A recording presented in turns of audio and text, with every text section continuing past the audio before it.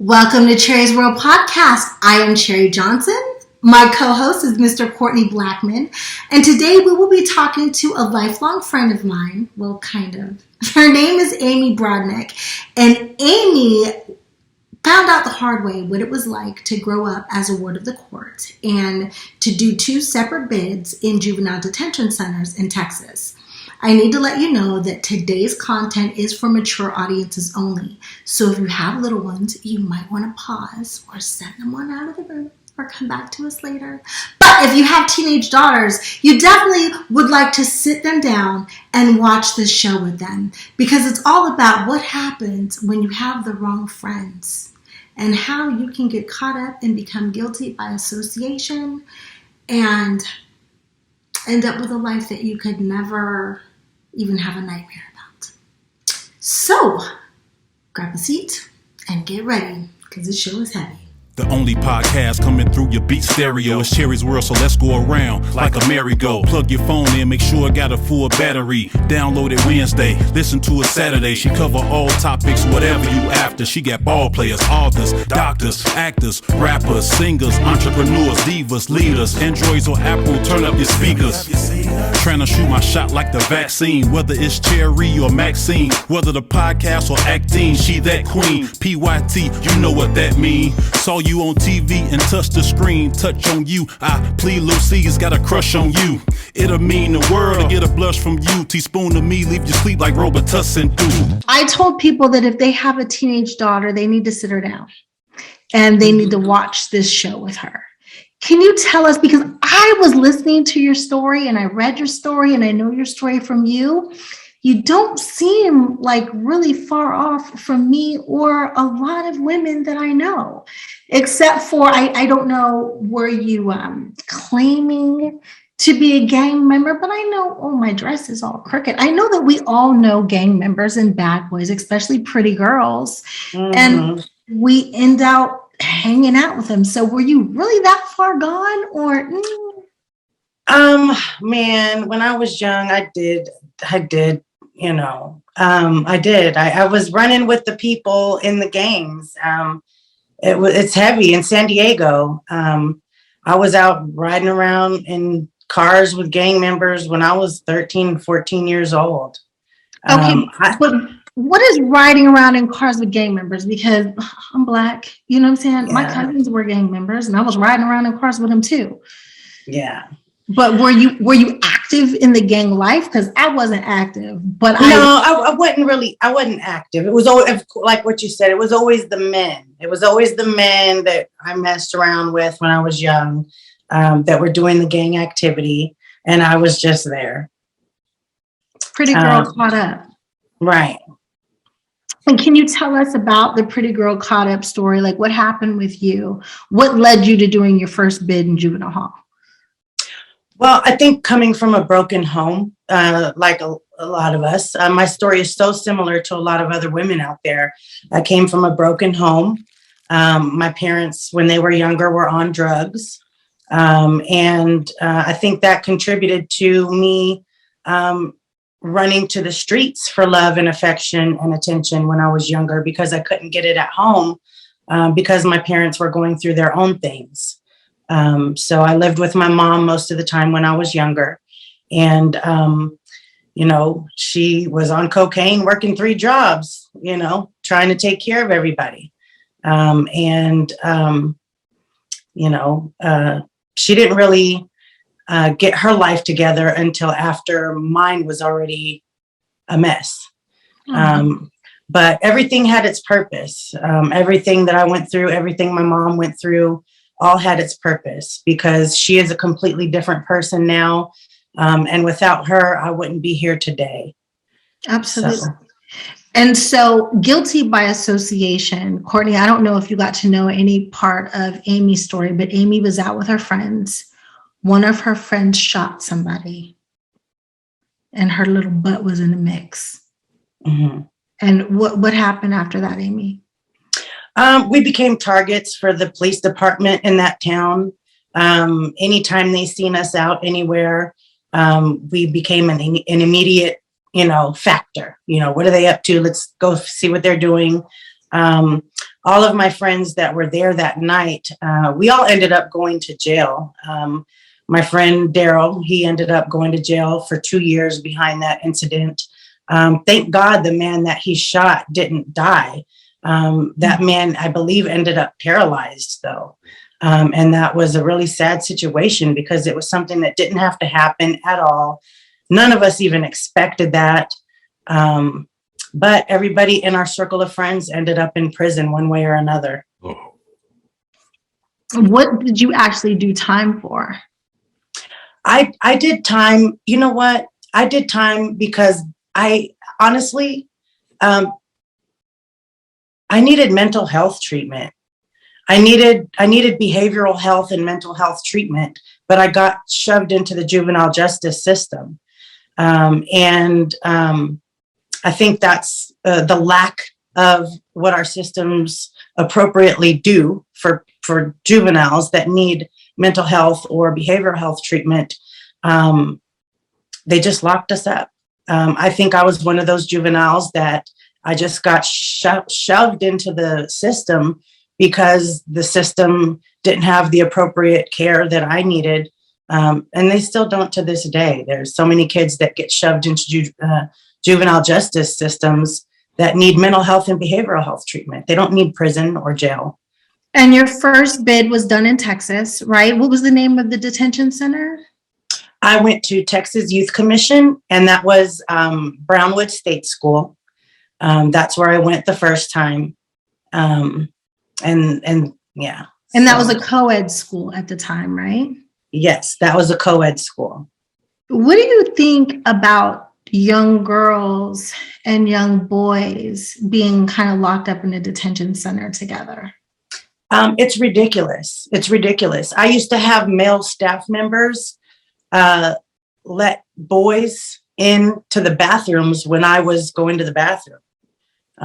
It's horrible. They shouldn't do it. There were boys in there for raping people. Jeez. And the guards would let the boy staff in there when I am trying to go to the bathroom, and I'd have to negotiate, please don't, I'm not the one you want to be with right now, it was hard. And then the staff would deny it and make us feel like we're lying. And we just feel so trapped and how are we supposed to argue with these guards and staff trying to tell people, hey, this is going on, and nobody's believing us.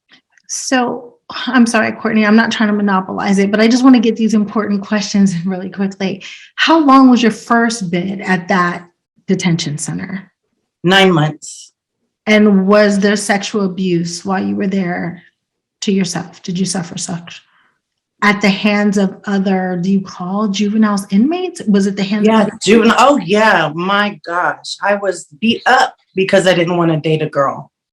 I was beat up because I didn't want to date a girl, but I had to just, you have to toughen up and let them know, I didn't expect everything I went through in there, but it definitely opened my eyes. So your sexual assaults in that detention center, were they other inmates or other inmates and guards? Inmates and guards. Yeah. Every juvenile. Yeah. Every single juvenile facility, something happened. Every single one. You got questions, Courtney? Or you just, no, I really just have a comment right now. It's funny. I was telling somebody that the American economy is based off of criminal activity. That's the reason why you never hear about lawyers or even guards having layoffs. You know what I mean? Because it's set up. The system is set up based on crime. It's based on crime. You figure there's nowhere in America where a car can go 120 miles an hour, but every car you get goes 140, 160 miles per hour, and the speed limit is only 80, 85. Right. You know what I mean? Yeah. So it's like the American economy is based off of you trying to get away with something, and the police trying to catch you and the FBI investigating you. I tell my kids the same thing. I'm like, this is a game. It's a chess game that they have created. And I hate to sound woke to my kids, but it's like, yo, it's what it is. It's a game that they're trying to play. And you can easily, by making the wrong decision or getting in the wrong car, be part of their game. And they won't give you no help. You just end up being a tax write-off for them in their system. It's crazy. It's crazy. Because the detention centers that you were put in are private. Or at that time, I know that one has been repurchased by somebody else, but at that time, they're private facilities. So these are private prisons making money off of juveniles. Yep. Right. Because the states don't want to take the time or say they have the resources or money to run them. And these private companies come in and say that they can do it for less, but at what cost? And it's still not working. So the first time you were in there, did you serve all 9 months? Yes. Okay. So you, I don't know, what is it called when they let you out? You get released. Okay. You got released. So tell us what happened after you got released. After I got released, I went to California. I was in Texas. I went back home to California, and I was doing okay for a while. But my mother and I had more problems, which resulted in me running away again, back to Texas. And I ended up back in juvenile hall. What was the incident that landed you to do the second bid in a different facility this time? Just violating my probation and leaving the state. They put me back in there for another 9 months. How did they know that you left the state? I was in high school. I was gone. I left school. My mom let them know. I just ran away again. I was like, forget it,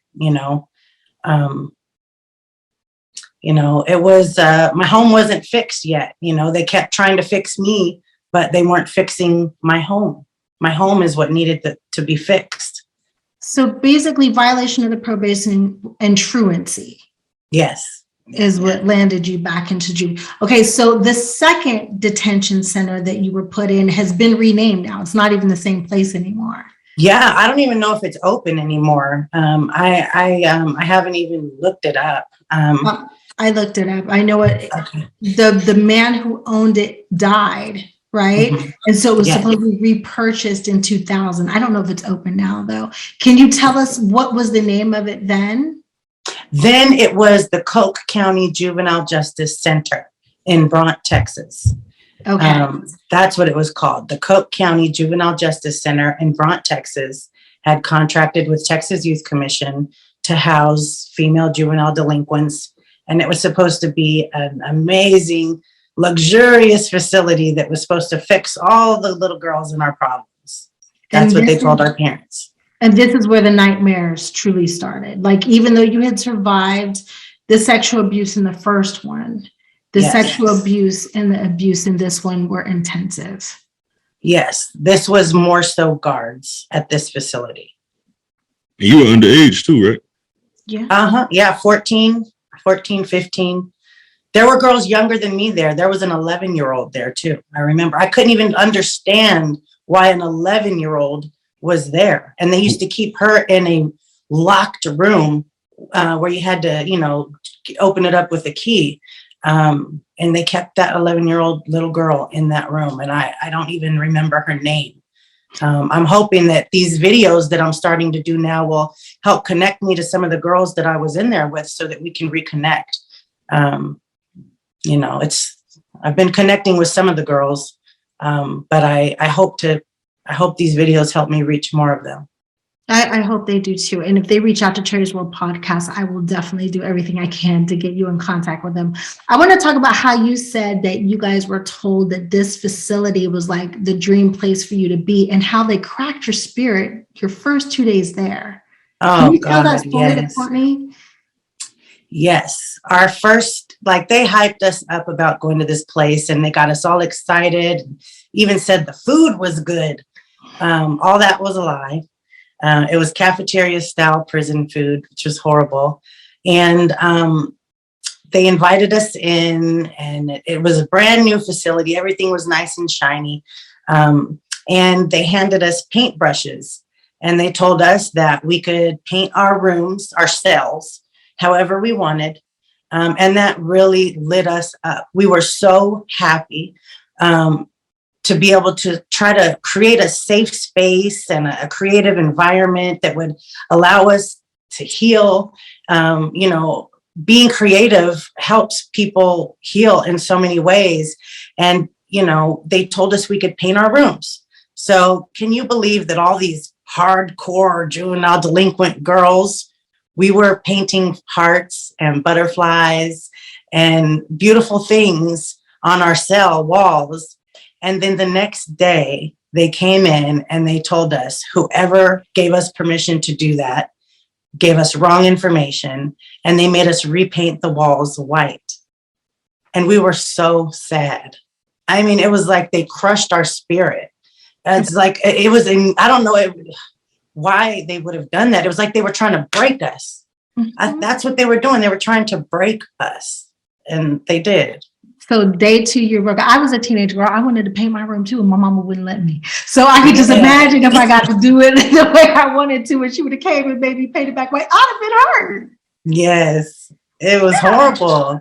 I mean, we were painting outside. We couldn't see outside. So we were painting flowers and grass and, like we were pretending that we were creating our own outside in our room. And then they took it away.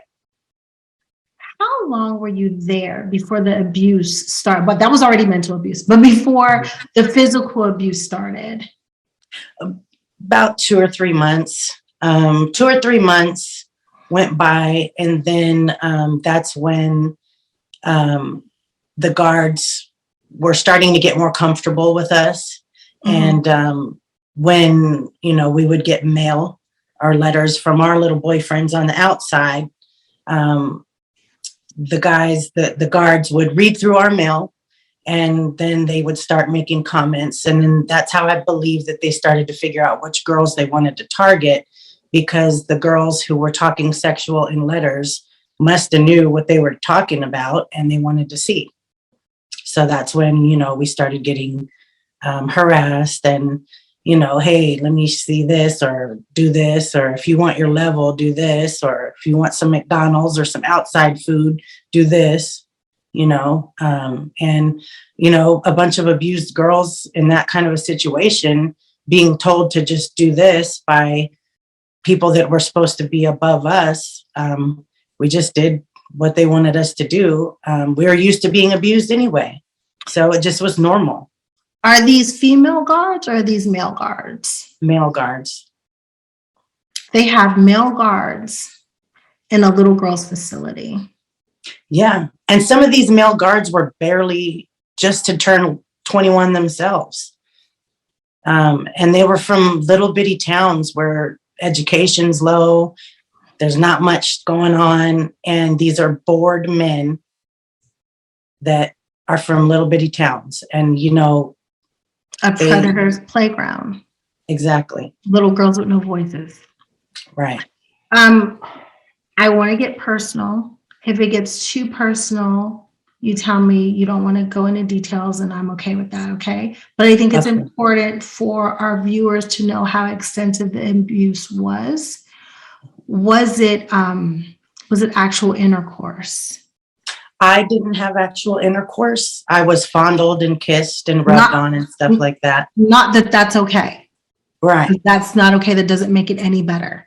Right. Oh yeah, no, I know. Yeah. Okay. But my roommate, my cellmate, was the one that was heavily abused. So much so that they had her on birth control. And I was terrified of the guard that had a liking to her. And because of that guard, that's why I didn't come out of my room at night to even go to the bathroom, because you had to pass the guard station to go to the bathroom. And if he was there, I would just hold my pee all night, because I was not about to let him touch me or even look at me.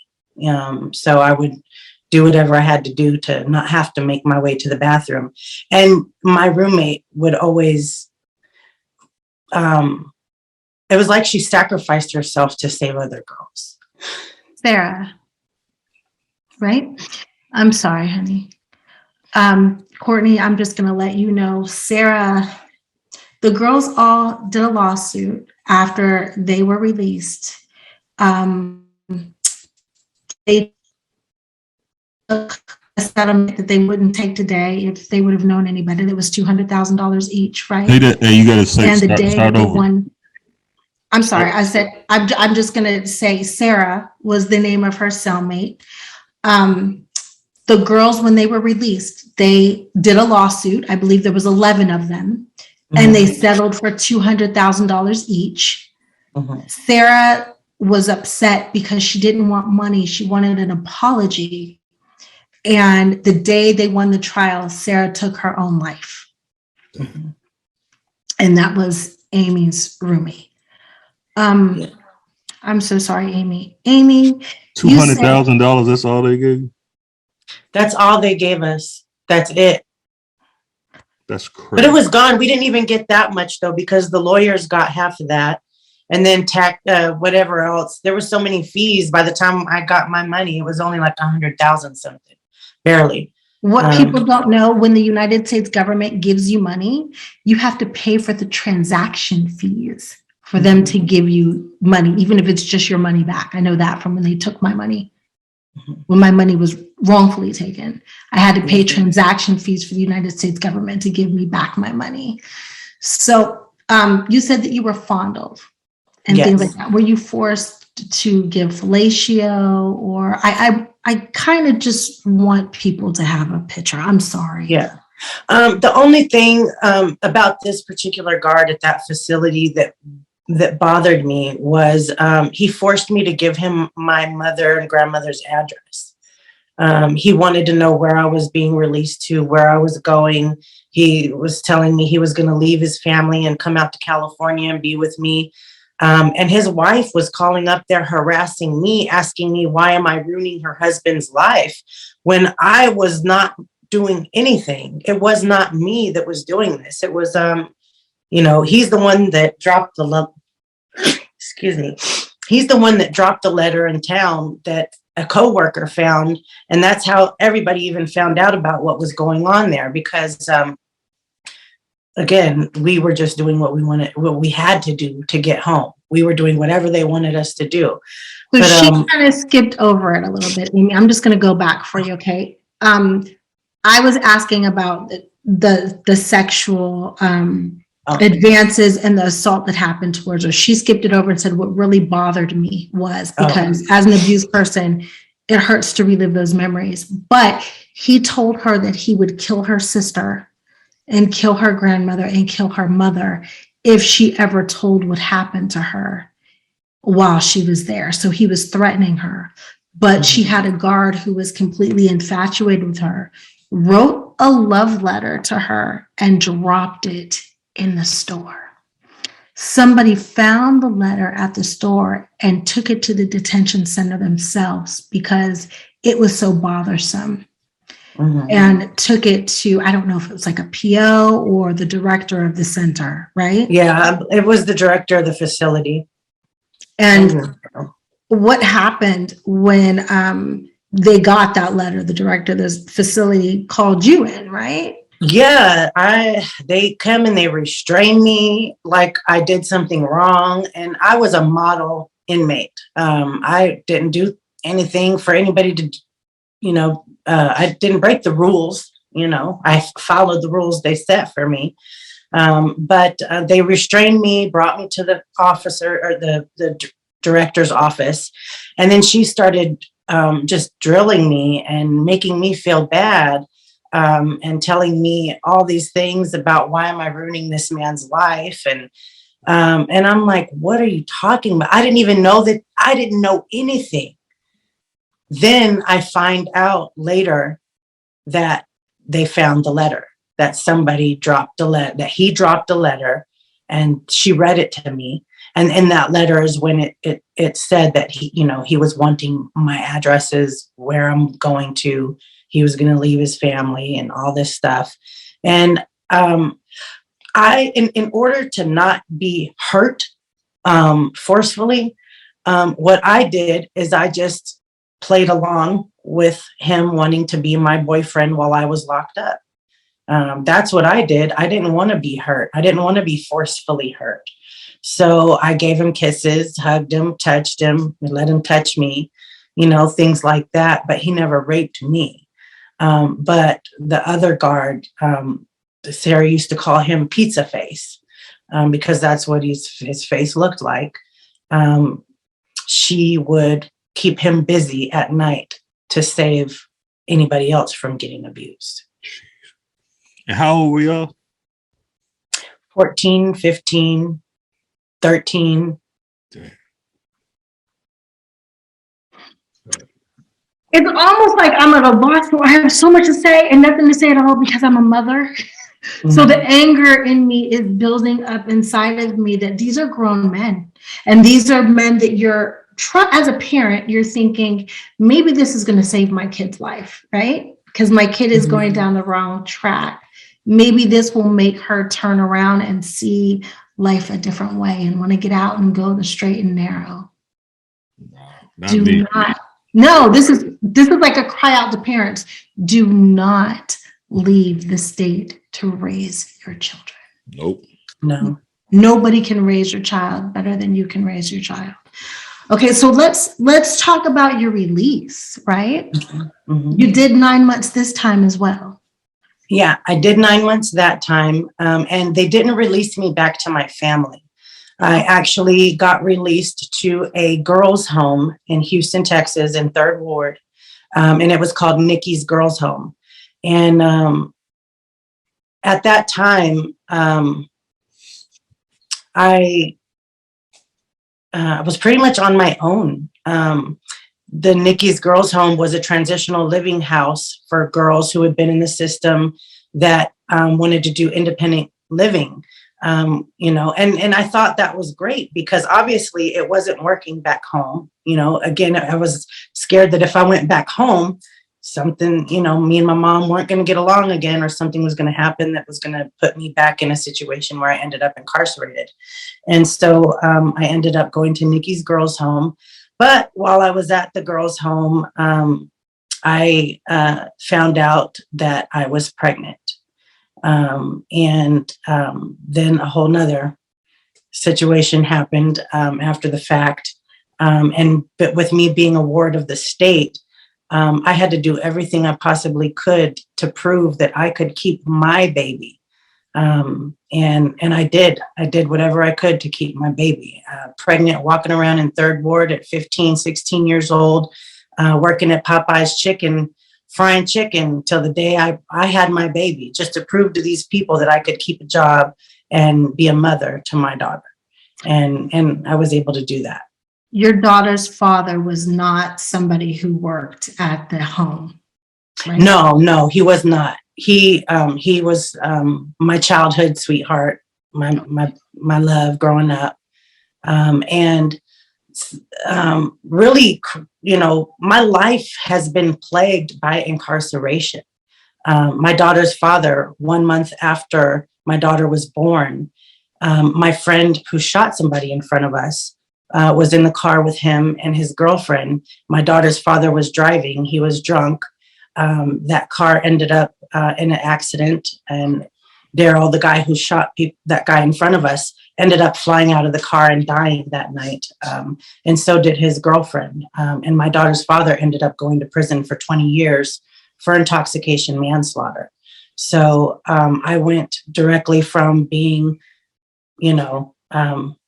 I got out and, got pregnant, and then my daughter's father went in. And then I was left all by myself with a baby in 3rd Ward. Wow. So you were able to raise your daughter, get out of the system, and now she's doing well, y'all. But I'm doing better. I'm doing better. You're doing better. Were you able to ever get some help, like some mental help, some counseling while you were raising your baby? Lots of it. I got lots of counseling. That's what's helped me this far. But Ew, Cherie, it doesn't stop there. It does not stop there. I wanted to tell you that I named my daughter Sarah after my friend Sarah. My daughter's name is Sarah. And my own daughter, because of everything I had been through, I had become an advocate for criminal justice system issues.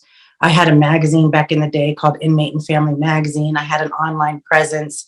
I used to go march and help try to change laws and write bills and do some amazing things. All while I was raising my daughter, fighting for criminal justice system issues because her father was incarcerated.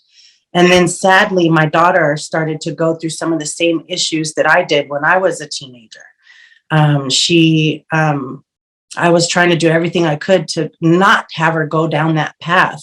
But she went from being Miss Teen San Diego County to now my daughter is in prison. My own daughter has been in prison since 2015. Hopefully she's coming home this October. And she's in prison because her best friend killed her drug dealing rapist. So my own daughter, it's a cycle I'm trying to break. And I feel like because I've been so hush hush about these bad things and these miscarriages of the system that I've been through, I'm doing a disservice to people by not sharing my story, because more people need to hear my story so that the system can be improved. Somehow my daughter got caught up in it and ended up in the system just like I did, but she went to real prison as soon as she turned 18 years old. And it was really even more sad is that my daughter and her father have only touched each other through prison doors. Like they got to hold hands once through a prison door. And my daughter went to prison 6 months before her dad got out of his 20-year sentence. So it's insane that I've been literally plagued by incarceration. And I've been so afraid to talk about these things because they are shameful. It's embarrassing. It's vulnerable. But people need to know how serious of a problem incarceration and recidivism is so that we can really put an end to it. And then, out of all these bad things that have happened, good things are happening too. I feel like I am a change maker, and the people that I do get the opportunity to share my story with, I do inspire them to keep going. And I need to just be comfortable telling more people so that I can help more people, because I didn't go through these things to not help someone else. So I know that's a lot. It is a lot. Mike, I have 2 questions for you. One, are you and your daughter's father back together now that he's home? I married him when he got out. We got married when he got out. And 2 years after that, it just, I kept trying. And I believe he has post-incarceration syndrome, which is PTSD for people that have been in prison. Yeah. He's paranoid. He thinks everybody's out to get him. And he's very competitive, and he thinks I'm trying to run his life when I was just trying to guide him, and I had to give him some space to do what he has to do so he can grow into a man out here, because he never had that opportunity. We're still married, but we've been separated since 2018. Thank you for sharing that, because that's something intimate, but I don't think that people think about that. The rehabilitation of family once incarceration is involved is something that's never talked about. Never. And let me tell you this, I never thought it would happen to me. And I used to always go around talking to people about this. I used to speak at Mothers Against Drunk Driving meetings. And sadly, I used to always tell people, 80% of children who have an incarcerated parent end up in prison themselves. I never thought that it would be my daughter. And it is. I know those are the hardest conversations that you have with her while she's behind those walls. Yes. Do you get to speak with her on a regular basis? Yes, she calls all the time. She calls all the time. The first few years was really hard. It was so rough. She was suicidal. Women in there are very mean. It's not a place for a young girl to go at all. And she was so naive to the real world. I tried to shelter her and protect her, but she had to grow up in there. And she is a little dynamite woman now. I love her to death. She sometimes counsels me, you know. She's my best friend. My daughter is my best friend. She helped raise me. Again,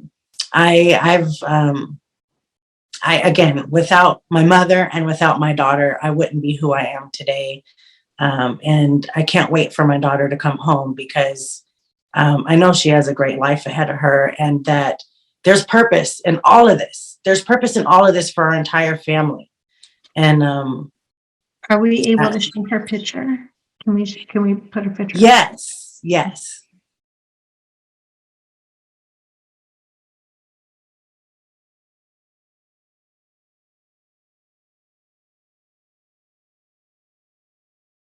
I'll place it. How much longer does she have to go before she comes home? Hopefully in October, she'll be coming home. I'm working on a project right now. I tag a lot of her old pictures, Saving Sarah project, because that's what I'm doing. Like right now, it's all about saving Sarah. I'm saving Sarah, and that's the project I'm working on. You know, she is a project. My daughter is a project. Of course. It takes a lot of my time, effort, and energy. And even for her dad too. It's been something a lot of people didn't realize, and something I was very upset about. And I don't know if anyone that watches this video might share this too, but it was very hard on my daughter's father when our daughter went to prison. It made us both feel like a big failure. And it hurts him so bad that even though he did 20 years, and even though me and my daughter broke our backs to do whatever we could to keep money on his books, he can't even bring himself to write her letters. And it's sad because she needs him. But that's part of his pain and part of what he still hasn't healed from. He can't even go visit her. It hurts him too bad. And I at first I hated him. I was like, how can you not be here for her when you went through all of this? And I have to remember that he's gone through a lot of traumas in there as well. And it's hard for him to understand or even fathom that his own daughter ended up in there too. You know, it's crazy. I was telling some kids, my kids too, that, and I heard this, and you tell me if you agree, but they said like when the kids take a test, this some kind of standardized test in school, the system looks at these numbers and they start building prison cells based on these numbers. This is what I heard. I wouldn't doubt it. I wouldn't doubt it at all. You know what? You'd be surprised if you look at some of our favorite influencers and our favorite people that they invest in the prison system. Give me some of our favorite. Man, I wouldn't want to put myself on blast. Is Michael Jordan one of them? No. That was a lie? That's another Michael Jordan. Oh, okay. I didn't know. Yeah. Give me another one.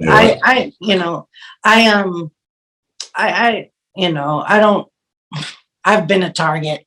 I'm tired of being a target. I hear you. But whisper to me, I'll say it. All right. We'll look it up. You know what? That's something we can look up and put a list out there and show people who invest in prison systems. Why don't people invest in treatment? Let me tell you why my daughter ended up in prison. I tried to put my daughter in 7 different rehab centers, and we had TRICARE through the military insurance. We had TRICARE. They would not approve a residential treatment stay for my daughter. A drug dealer got my daughter hooked on crack. Damn, that's what I'm gonna ask. She was working. I thought it would be a good idea for her to stay busy after school and get a job at Sonic. Yeah. What did she do while she got that job at Sonic? Met a drug dealer who kept coming by, giving her drugs and big tips. And then before I knew it, my daughter's running away with the drug dealer. Now the drug dealer's dead and my daughter's in prison. Wow. And I tried to get the police to arrest him and lock him up and get him off the streets. He had 14 cocaine felonies already. His brother was a bail bondsman who's known for sleeping with women to get them out of jail who don't have money.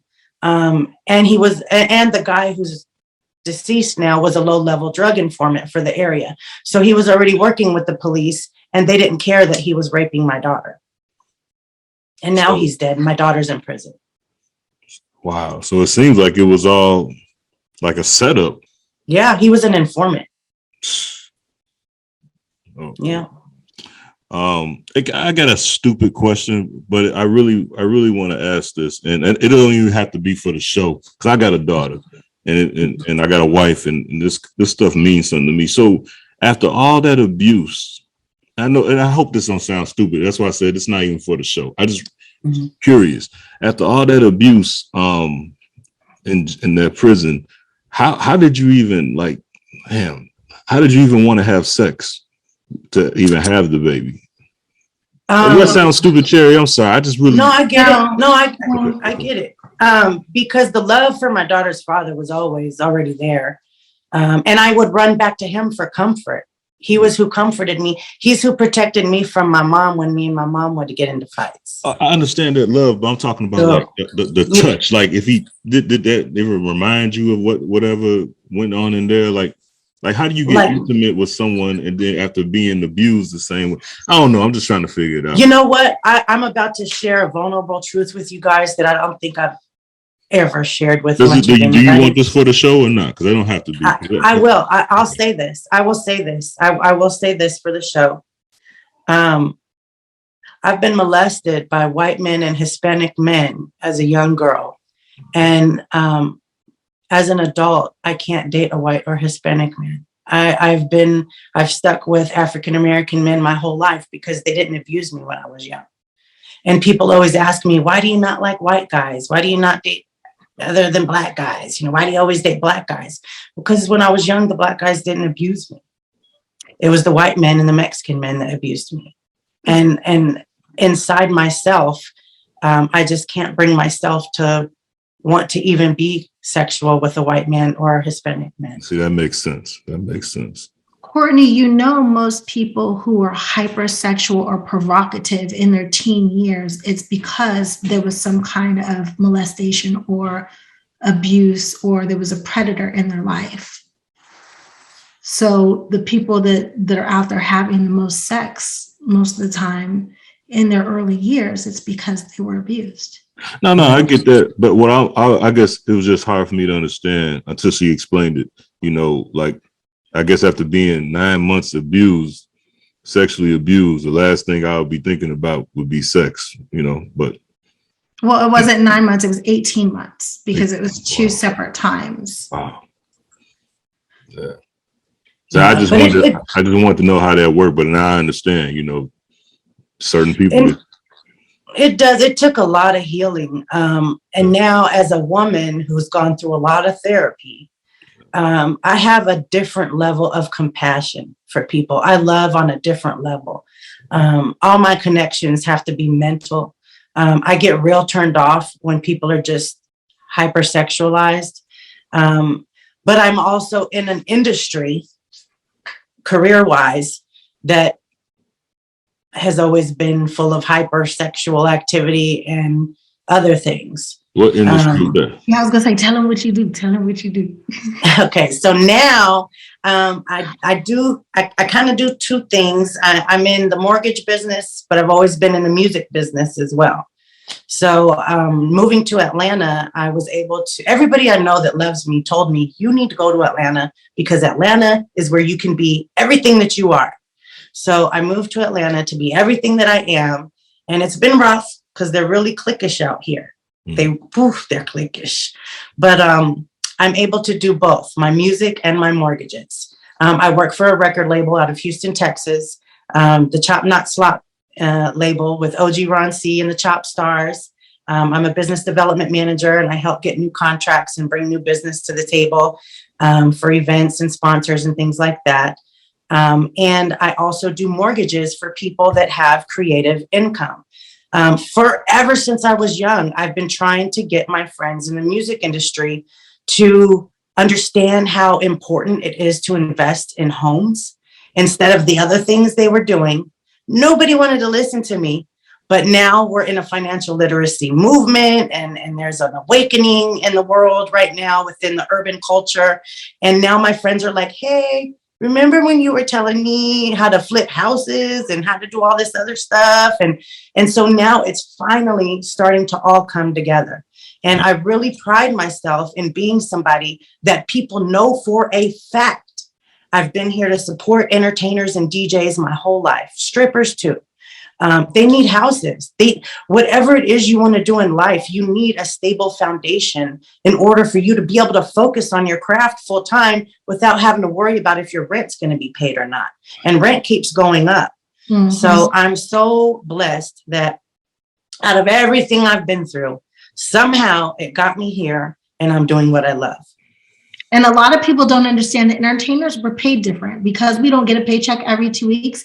It's a lot harder for us to go in a bank and get a loan because we might get a lump sum, but they like seeing a steady flow of cash in and out, in and out, in and out. And we don't always have that unless we're taught how to play the game. So we need to do things like, what is it called? Bank statement loans and things like that so that we can get a mortgage, because we can't just walk in a regular mortgage company and get a mortgage like everybody else. Yeah. So I pride myself in being someone that does mortgages for creatives. You know, there was so many people that are in entertainment, even film crew members. They get 1099s too. They couldn't even refinance the homes that they already own after COVID. You know, because we can't accept unemployment as a form of income. So there were so many people that wanted to buy houses that couldn't, and even refinance the houses that they had when rates were amazingly low because they were laid off during COVID. And it's if hard. Somebody wants to reach out to you, because I know my industry homies is going to be like, yo, how I get in touch with Amy? Yay, please do. For your services.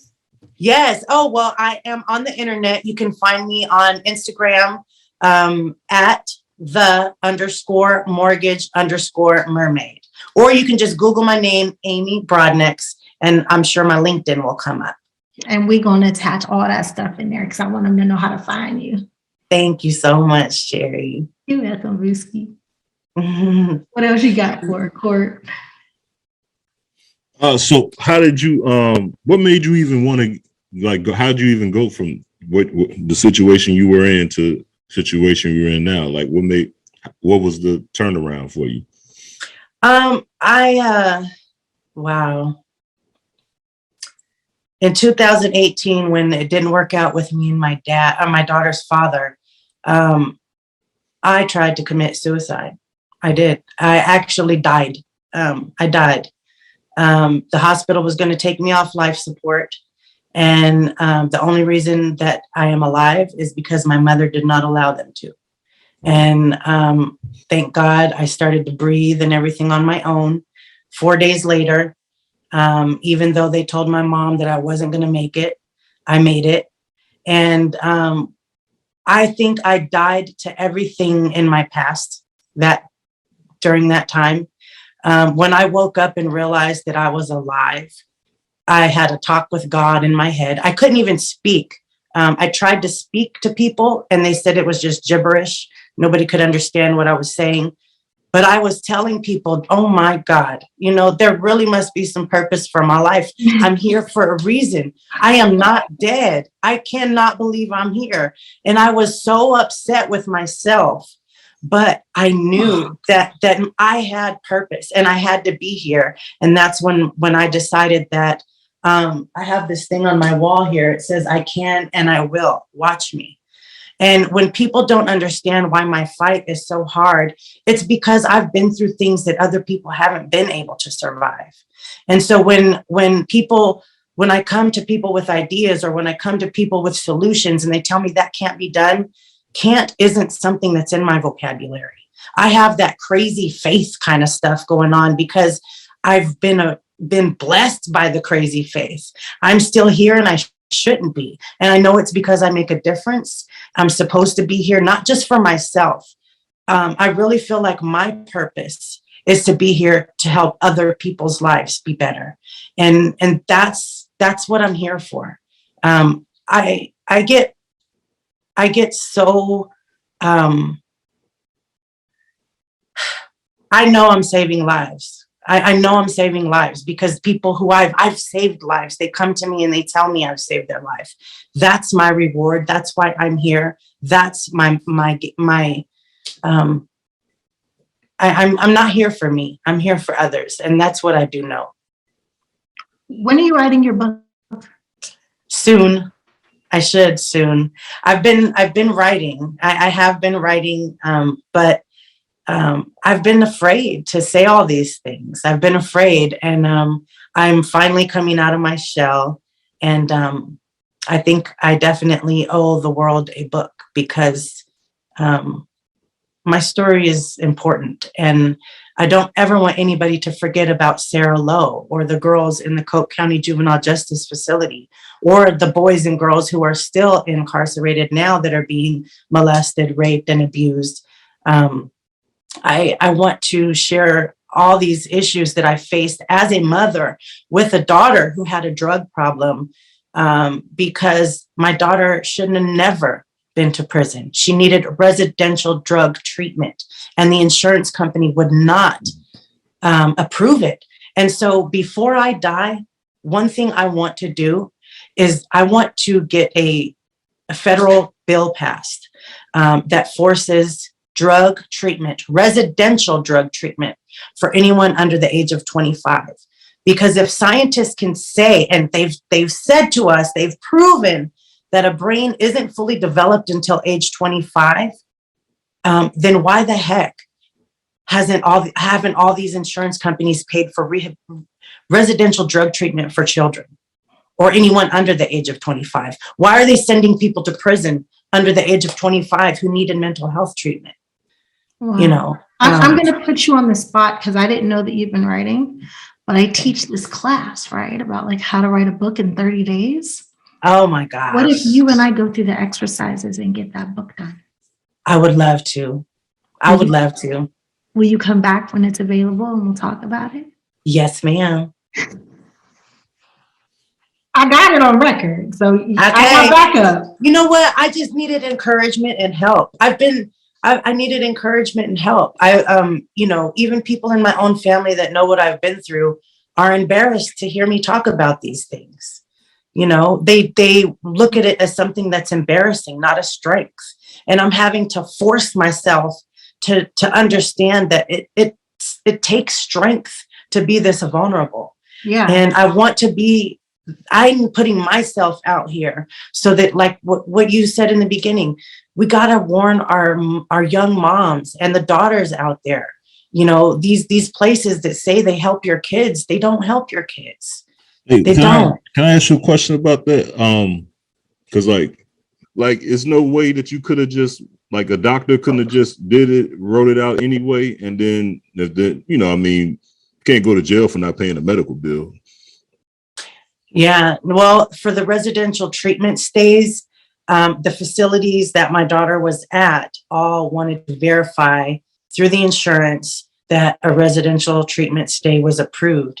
And the max that they ever approved my daughter for was, I believe, in 90 days. Now, what kind of other than that, it was 30. TRICARE through the military. TRICARE for life. My ex-husband was in the Navy.